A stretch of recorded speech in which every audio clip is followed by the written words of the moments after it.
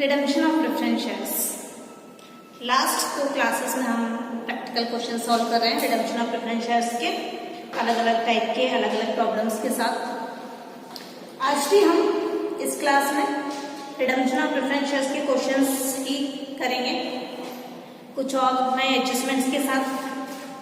ठीक है, चलिए मैं क्वेश्चन रीड करती हूँ जैसे मैंने यहाँ पे नोट किया है।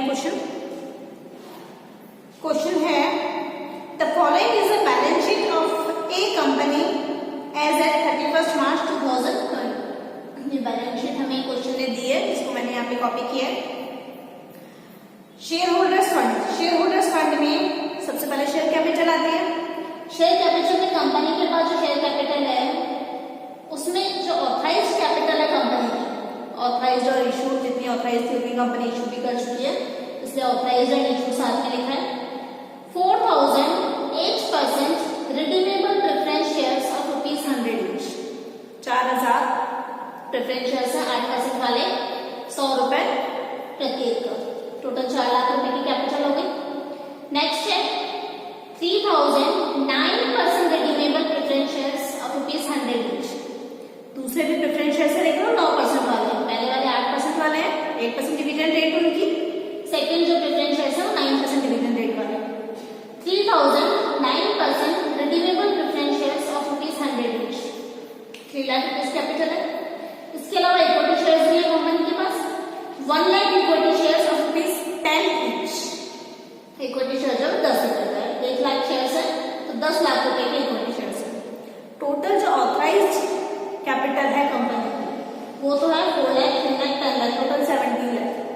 और पूरी कैपिटल कंपनी ने इशू भी कर रखी है, इसलिए ऑथराइज्ड और इशू कैपिटल तो सेम।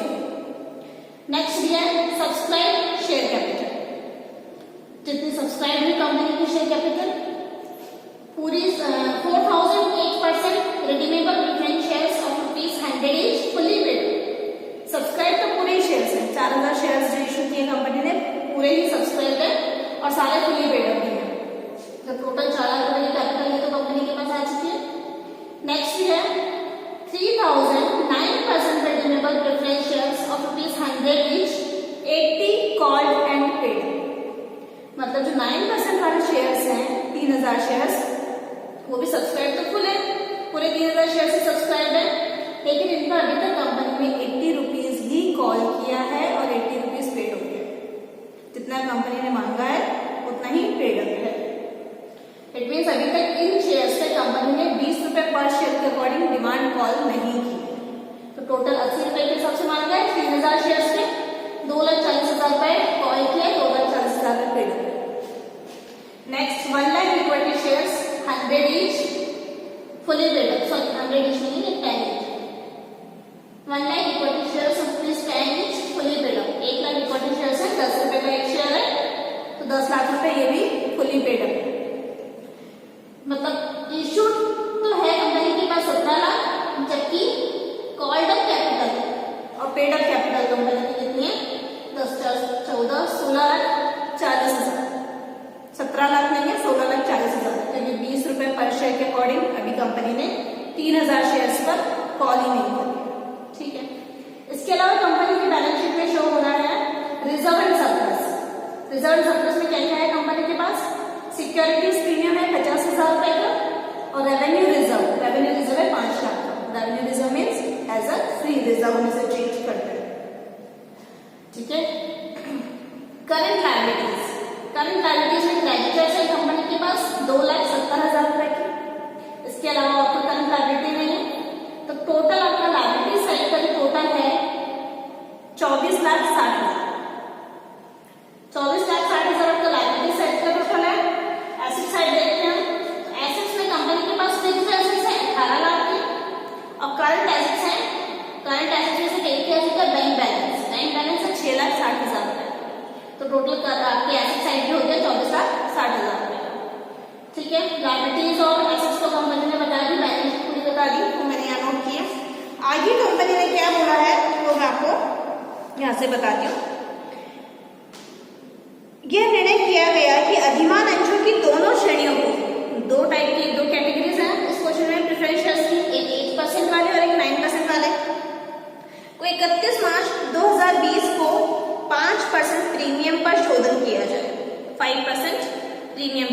रिडम्पशन करना चाह रही है कंपनी 31 मार्च 2020 को, वो भी 5% प्रीमियम पर। ठीक है, इस तिथि को कंपनी ने दोनों प्रकार के अधिमान अंशों के शोधन हेतु रिडम्पशन के लिए क्या किया, 10 रुपए वाले न्यूनतम आवश्यक संख्या के इक्विटी अंश 10% प्रीमियम पर निर्गमित किए। इक्विटी शेयर्स इशू कर दिए, बट न्यूनतम आवश्यक संख्या तक, मिनिमम रिक्वायर्ड नंबर, जितना उसको जरूरत है सिर्फ उतने ही शेयर्स इशू कर रही है, वो भी 10% प्रीमियम पर, जिनके निर्गमन बिना शोधन नहीं किया जा सकता। मतलब इतने ही इक्विटी शेयर्स आपको इशू करने हैं कि अगर कंपनी इतने इशू नहीं करे तो वो रिडम्पशन ही नहीं कर सकती, मतलब उसके पास और कोई सोर्स ही नहीं है। अगर वो इशू करेगी तो ही वो रिडम्पशन कर सकती है, उसके अलावा उसके पास कोई सोर्स ही नहीं है। इतने ही क्वांटिटी में, इतने ही नंबर्स में आपको इक्विटी शेयर्स इशू करने हैं प्रीमियम पर, 10% प्रीमियम पर। यह निर्गम पूर्णतः अभिदत्त हुआ, यानी फुली सब्सक्राइब हुआ और समस्त राशि प्राप्त भी हो गई। कंपनी की पुस्तकों में जर्नल प्रविष्टियां दीजिए और अधिमान अंशों के शोधन के पश्चात का चिट्ठा भी तैयार कीजिए, बैलेंस शीट बनानी है। इंग्लिश में मैं इस क्वेश्चन को एक बार रीड कर रही हूँ। It was decided to redeem both the classes of preference shares on 31st March 2020 at a premium of 5%. On that date, the company issued for minimum required number of equity shares of rupees 10 each at 10% premium to provide for redemption of both classes of preference shares, which could not otherwise be redeemed. जिसके बिना redemption possible ही नहीं है, सिर्फ इतने ही numbers में उसको equity shares issue करने हैं। The issue was fully subscribed and all the moneys were received. Give the journal entries in the books of the company and draft its balance sheet immediately after the redemption of preference shares. ठीक है, journal entries करते हैं। अच्छा, minimum इस question में क्या change है? सबसे पहले हमने देखा कि दो कैटेगरीज हैं प्रेफरेंस शेयर्स की, 9% और 8%। जो 8% वाले प्रेफरेंस शेयर्स हैं वो फुली पेड है, 4 लाख की कैपिटल है, 4 लाख की कंपनी ने कॉल भी कर लिया और पेड भी हो गया, कंपनी के पास रिसीव्ड है। जो सेकंड कैटेगरी है, सेकंड क्लास है 9% वाली, इस पर कंपनी ने 100 रुपए का शेयर होने के बावजूद भी अभी तक 80 रुपए ही मांगा है और 80 रुपए ही कंपनी को मिला है। तो अभी तक कंपनी ने इन शेयर्स पर 20 रुपए कॉल ही नहीं किया, फुली कॉल्ड अप ही नहीं है शेयर्स। प्रेफरेंस शेयर्स के रिडम्पशन की कंडीशन है, शर्त है, कंपनी ऐसे प्रेफरेंस शेयर्स का ही रिडम्पशन कर सकती है जो फुल्ली कॉल्ड अप है, फुली पेड अप है। ठीक है, जो शेयर्स फुली पेड अप नहीं है उनका पैसा कंपनी उनको वापस रिडीम नहीं करेगी, वापस नहीं देगी। कैसे देगी? जब कंपनी ने उसे लिया ही 80 रुपए है तो उनको पूरा पैसा तो देगी नहीं कंपनी 100 रुपए, और जब तक कंपनी 100% जो शेयर वैल्यू है वो कॉल नहीं कर लेती तब तक वो रिडम्पशन नहीं कर सकती। ये प्रेफरेंस शेयर्स के रिडम्पशन की कंडीशन है। Clear? It mean preference shares के रिडम्पशन के लिए शेयर्स का फुली पेड अप होना कंपल्सरी है। अच्छा, मान लीजिए कंपनी ने कॉल भी कर दिया, 3000 शेयर्स थे, 3000 शेयर्स पे कंपनी ने फाइनल कॉल भी कर दिया, सभी ने फाइनल कॉल का पेमेंट भी कर दिया। सिर्फ 100 शेयर्स ऐसे रह गए जिन्होंने कॉल करने के बाद भी कंपनी को वो लास्ट कॉल का पेमेंट नहीं किया, तो भी कंपनी उनको उनका पैसा नहीं देगी, उन 100 शेयर्स का पैसा रोक लेगी, बाकी का रिडम्पशन कंपनी कर देगी। हाँ, उन 100 शेयर्स के लिए जिन्होंने लास्ट कॉल नहीं दी है प्रोविजन करके रखेगी, अमाउंट का प्रोविजन अरेंजमेंट कंपनी करके रखेगी। अमाउंट का अरेंजमेंट कंपनी पूरे 3000 शेयर्स पे करेगी, बट पेमेंट फिर 2900 शेयर्स को ही करेगी। तो दो कंडीशंस हो गई प्रेफरेंस शेयर्स के रिडम्पशन की। क्या क्या कंडीशन है? फर्स्ट, जिन शेयर्स को कंपनी रिडीम करने जा रही है वो फुली पेड अप होने चाहिए, fully called up, fully paid up होने चाहिए। बिना fully paid up company redemption नहीं कर सकती। सेकेंड कंडीशन, अगर किसी शेयर होल्डर ने, कुछ शेयर होल्डर्स ने फाइनल कॉल का पेमेंट नहीं किया है तो उन शेयर्स के लिए भी कंपनी अरेंजमेंट तो करेगी, कैपिटल का प्रीमियम का अरेंजमेंट तो करके रखेगी, बट उनका पेमेंट नहीं करेगी। पेमेंट कब करेगी? जब वो फाइनल कॉल का पेमेंट कर देंगे कंपनी को, उसके बाद उनको पेमेंट किया जाएगा। ये दो कंडीशंस आपको याद रखनी है, ठीक है। उसमें से एक कंडीशन हमारी इस क्वेश्चन में दी हुई है। यहाँ जो हमारे शेयर्स हैं, ये हमारे शेयर्स फुल्ली कॉल्ड नहीं है, तो पहले कंपनी फाइनल कॉल मांगेगी, फाइनल कॉल रिसीव होने के बाद ही नेक्स्ट प्रोसेस स्टार्ट करेगी। तो कितने शेयर्स का फाइनल कॉल मांगनी है? पूरे शेयर्स का, 3000 शेयर्स पर 20 रुपए के हिसाब से फाइनल कॉल। सबसे पहले वही एंट्री होगी, फाइनल कॉल की एंट्री क्या होती है। और हमारे साथ यहाँ 31 मार्च 2020 को हो रहा है। फाइनल कॉल ड्यू करेगी कंपनी कौन सा शेयर से? 9% का, 9% redeemable preference shares final call account debit to 9% redeemable preference share capital। 3000 shares पे कॉल करेगी, 20 रुपए के हिसाब से फाइनल कॉल, तो 60,000 रुपए, 60,000। क्वेश्चन में ऐसा तो बोला ही नहीं कि कोई शेयर होल्डर ऐसा था जिसने पेमेंट नहीं किया, इट मींस पूरा कंपनी के पास रिसीव है, तो bank account debit to 9% redeemable preference shares final call 60,000 company के बैंक अकाउंट में आ गया 60,000। अब कंपनी रिडम्पशन की प्रोसेस स्टार्ट कर सकती है। रिडम्पशन के लिए क्या करेगी? ड्यू करेगी रिडम्पशन। दो प्रकार की क्लासेस हैं, 8%, 9%, दोनों के लिए अलग अलग रिडम्पशन ड्यू करेगी। और रिडम्पशन भी किस पे करना है? प्रीमियम पर। प्रीमियम कितने परसेंट है? प्रीमियम कितने परसेंट बताया था क्वेश्चन में? कितने परसेंट प्रीमियम पर रिडम्पशन करना है? 5% प्रीमियम पर। दोनों क्लासेस का रिडम्पशन जो करना है वो 5% प्रीमियम पर करना है। ओके, पहले फर्स्ट वाली क्लास का हम रिडम्पशन ड्यू करते हैं। 8% redeemable preference shares, 8% redeemable preference shares capital account debit, premium on redemption, premium on redemption of preference shares account debit to 8% preference share holder. 8% वाली कैपिटल कितनी है? 4 लाख। 5% का इनको प्रीमियम देंगे, इट मींस 20,000, टोटल 4,20,000 रुपए due कर।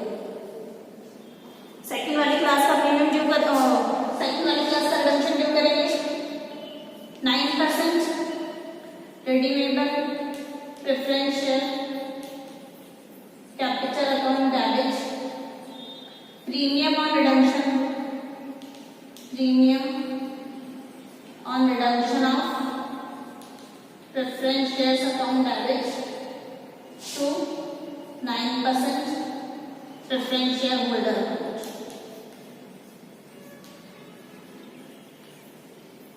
दो 2,40,000 रुपए की ऑलरेडी कैपिटल बैलेंस शीट में दे रखी थी। 9% वाली 60,000 आपने ऑलरेडी फुल्ली कॉल्ड अप है। 3,000 शेयर्स फुल्ली कॉल्ड अप है, 100 रुपीज की, तो 3 लाख हो गए। तो 3 लाख की capital, 5% premium, it means 15,000, total ये हो गया प्रेफरेंस शेयर होल्डर्स का 3,15,000 ड्यू कर दिया आपने। अब आपको अरेंजमेंट करना है कैपिटल के लिए और प्रीमियम के लिए।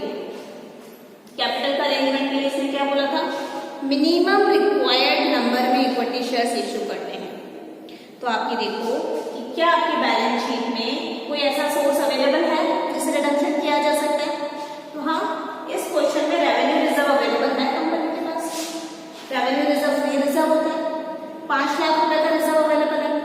जबकि हमें कैपिटल के लिए कितना अमाउंट चाहिए? 4 लाख रुपए इसकी कैपिटल के लिए चाहिए और 3 लाख रुपए इसकी कैपिटल के लिए चाहिए। 7 लाख रुपए हमें कैपिटल के लिए चाहिए।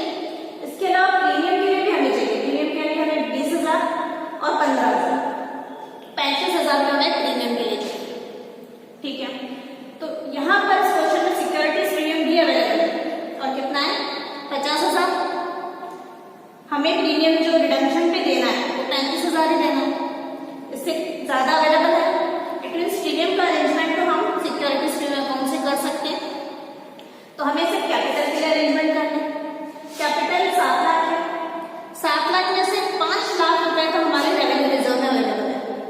अब मिनिमम रिक्वायर्ड अमाउंट कितना है, 2 लाख। मिनिमम अमाउंट कितना चाहिए, रिक्वायरमेंट कितने मिनिमम अमाउंट की, 2 लाख की। क्वेश्चन है मैं यही कहा था कि मिनिमम जितना रिक्वायर्ड हो, जिसके बिना आप रिडम्पशन कर ही नहीं सकते, क्योंकि इसके बिना तो आप कर ही नहीं सकते ना। आपके फ्री रिजर्व में 5 लाख ही है, 2 लाख की कैपिटल कहाँ से लाओ, आपके पास कोई ऑप्शन ही नहीं है, इसलिए इसके बिना तो रिडम्पशन हो ही नहीं सकता। इतनी क्वांटिटी में तो आपको other shares, new shares issue करने ही पड़ेंगे, तो आपको 2 लाख रुपए के शेयर्स इशू करने हैं। ये आ गया हमारा मिनिमम अमाउंट। अब जो फ्रेश इशू करना है उसके लिए क्या बोला है, जो फ्रेश इशू करना है वो भी प्रीमियम पर करना है, 10% प्रीमियम पर। यही था minimum required number of equity shares of 10 each eight 10% premium, मतलब 2 लाख रुपए की कैपिटल हमें चाहिए। लास्ट क्लास में मैंने आपको बता दिया था जितनी कैपिटल की रिक्वायरमेंट है हमें रिडम्पशन के लिए, उतनी तो न्यू कैपिटल आनी ही चाहिए।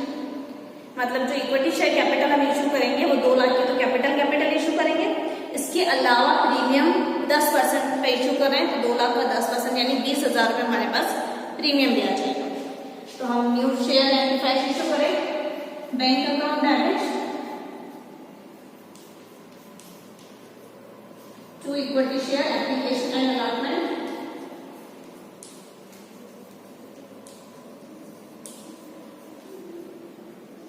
दो लाख की कैपिटल और एक शेयर कितने का इशू करना है, 10 रुपए वाला।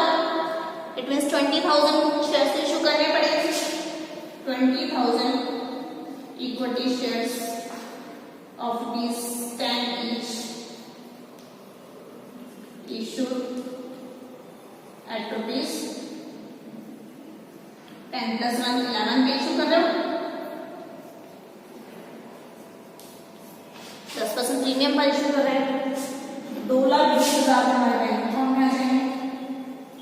20,000 शेयर्स, 11 रुपए का एक शेयर, तो 2,20,000 हमारे फ्रेश इश्यूज आ गए। ट्रांसफर होगी एप्लीकेशन अलॉटमेंट में कैपिटल में, equity share application and allotment account debit to equity share capital to securities payment. देखो अब आपके पास सिक्योरिटीज पेमेंट ऑलरेडी आपके पास सिक्योरिटीज पेमेंट था 50,000, 20,000 का और आ गया आपके पास। ओके, तो एप्लीकेशन अलॉटमेंट 2,20,000, 2 लाख आपके कैपिटल में ट्रांसफर होगा और 20,000 आपका सिक्योरिटीज पेमेंट। क्लियर है, फ्रेश इशू हो गया। अब आप करोगे प्रीमियम के लिए अरेंजमेंट, उसकी एंट्रीज करनी है, हटानी पड़ेगी मुझे ये। फ्रेश इशू हमने कर दिया था, एप्लीकेशन अलॉटमेंट का पैसा हमने कैपिटल में ट्रांसफर कर दिया। अब हमें अरेंजमेंट किसके लिए करना है, बाकी का जो हमारे पास 5 लाख रुपए रेवेन्यू रिजर्व में पड़ा है इसको हम CRR में ट्रांसफर करेंगे। 2 लाख का अरेंजमेंट तो हमने कर दिया फ्रेश इशू से, बाकी revenue reserve account debit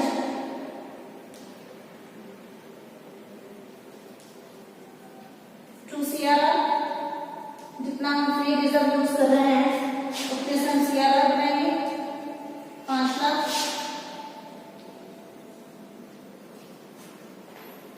premium पर हमें 35,000 चले थे, 20,000 और 15,000 उसका अरेंजमेंट करेंगे।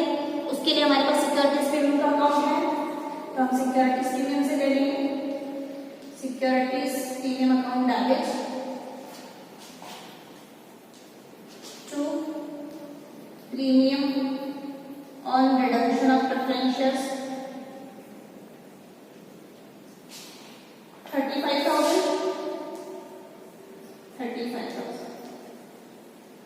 फाइनल पेमेंट्स की एंट्री, 2 टाइप की क्लासेस है, 9% प्रेफरेंशियल और 8% preferential. 8% preferential holder account debit, क्योंकि हमने प्रेफरेंशियल होल्डर में ट्रांसफर कर दिया था। 8% प्रेफरेंशियल होल्डर्स अकाउंट डेबिट, इनका कितना अमाउंट है, 8% वालों का 4,20,000 विद प्रीमियम 4,20,000 का पेमेंट करना था इनको। और 9% प्रेफरेंशियल होल्डर्स अकाउंट डेबिट, इनका कितना था, 3,15,000। 2 bank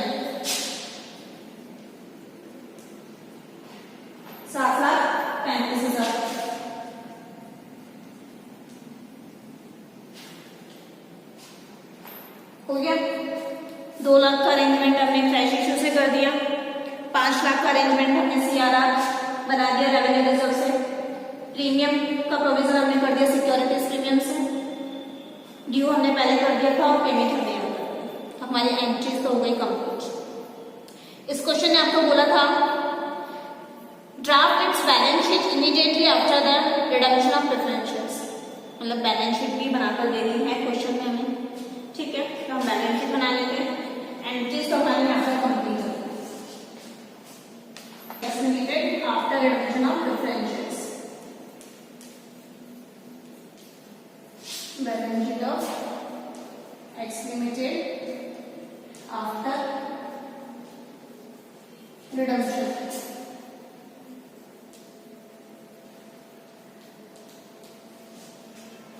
okay, as at 31 March 2020।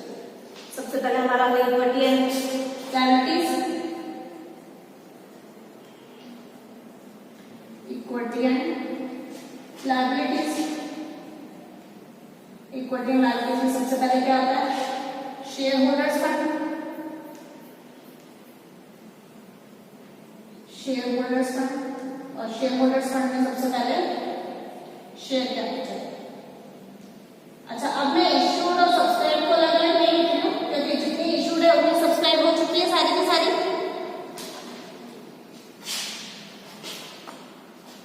Issued, subscribe and paid एक साथ लिखती हूँ मैं, आप अलग अलग लिख सकते हैं। एंड पेड, पिछली बैलेंस शीट अगर हम देखें बिफोर रिडम्पशन की तो हमारे पास 3 कैटेगरी के शेयर्स थे, 2 कैटेगरी ऑफ प्रेफरेंस शेयर्स की थी और एक इक्विटी शेयर्स थी। अब हम जो बैलेंस शीट बना रहे हैं वो आफ्टर रिडम्पशन बना रहे हैं। ये प्रेफरेंस शेयर्स रिडीम हो गई, अब नई कैपिटल रीपेमेंट हो गई, ये प्रेफरेंस शेयर्स इनका रिडम्पशन हो गया, कंपनी के पास एग्जिस्ट नहीं कर रहे। अब कौन से शेयर्स कंपनी की बैलेंस शीट में एग्जिस्ट करेंगे, सिर्फ और सिर्फ इक्विटी शेयर्स।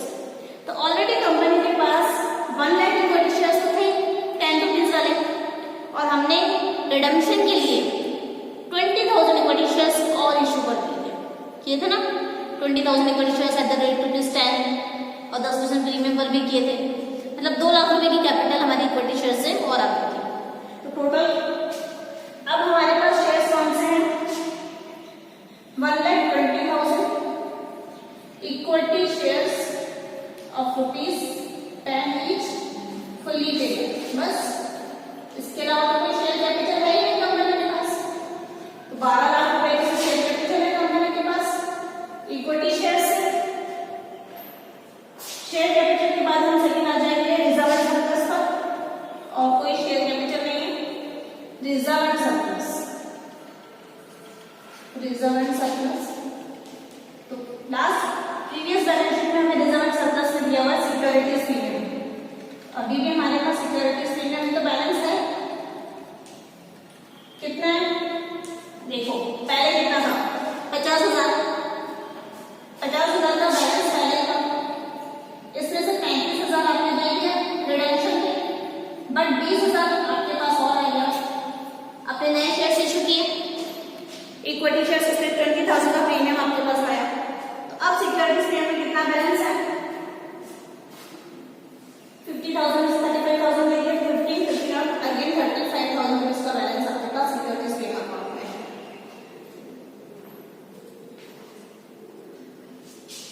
ठीक है ना, 50,000 था, 20,000 आ गया था, 17 से 35 कर दिया था आपने। ओके, सेकंड आपके पास था रेवेन्यू रिजर्व। रेवेन्यू रिजर्व आप पूरा यूटिलाइज कर चुके हो रिडम्पशन के लिए, लेकिन रेवेन्यू रिजर्व आप यूटिलाइज कर लिया, लेकिन एक नया रिजर्व आपके पास आ गया CRR। मैंने आपको बताया था लास्ट क्लासेस में CRR को आप रिजर्व एंड सरप्लस के सब हेडिंग में ही लिखोगे, ये हमारा कैपिटल रिजर्व कितने अमाउंट से 5 lakh. Second share holders fund हो गया। Next current liabilities, current liabilities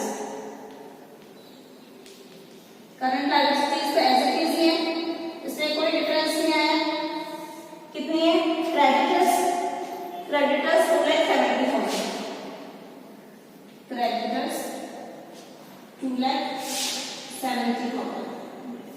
कितना टोटल है आपका लायबिलिटी साइड का?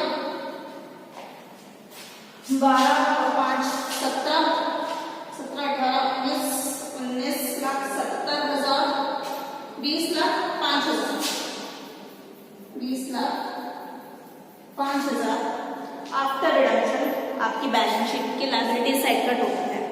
तो एसेट साइड का टोटल भी सेम आना चाहिए। हम एसेट साइड बना लेते हैं।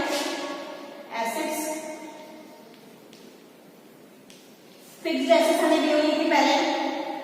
फिक्स्ड एसेट्स कितनी दी हुई थी? टेंजिबल फिक्स्ड एसेट्स जैसे आपके क्वेश्चन में दिया हुआ उतना ही लिखना है। 18 लाख फिक्स्ड एसेट्स में तो कोई चेंजेस आए नहीं, फिक्स्ड एसेट्स सेम है 18 लाख।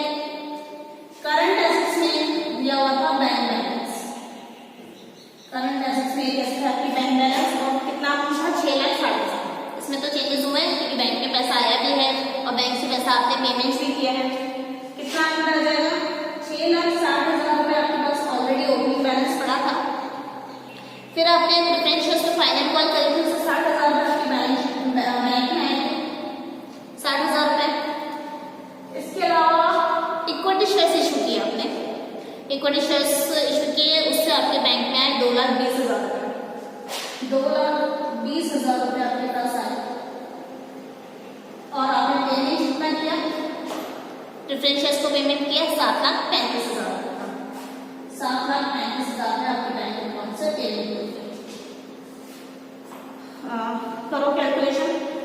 6,60,000 आपके पास थे, 60,000 और आ गए 7,20,000, 7,20,000, 2,20,000 और 7,40, 8,40, 9,40, 9,40, 9,40 में से अगर आप 7,35,000 माइनस कर दो 2,05,000, 2,05,000 अभी भी आपके बैंक अकाउंट में। टोटल कितना हो गया? 20,05,000। टोटल आपके एसेट साइड का और लायबिलिटी साइड का बैलेंस बराबर आ गया। क्लियर?